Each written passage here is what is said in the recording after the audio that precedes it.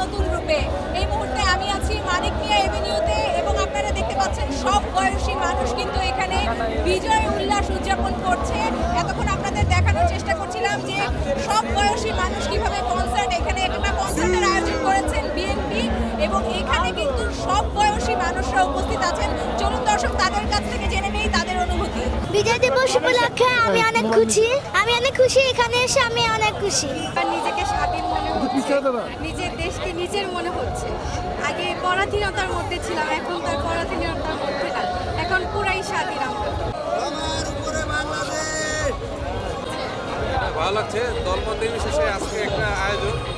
অনেক বছর পরে মানুষের ভিতরে অনেক স্বতঃস্ফূর্ত একটা আনন্দ দেখা যাচ্ছে।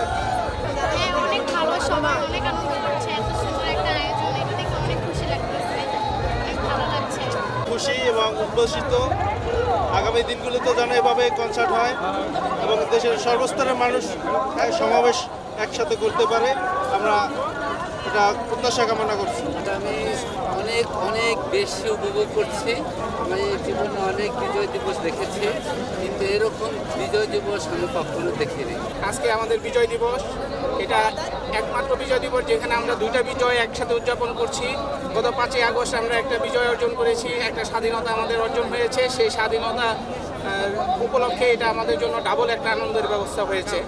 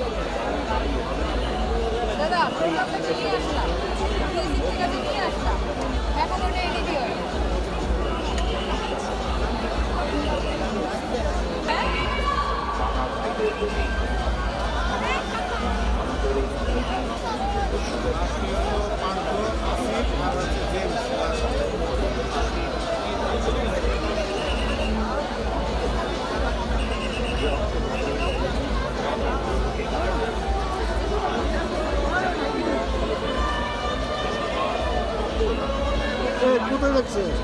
জানুই তো।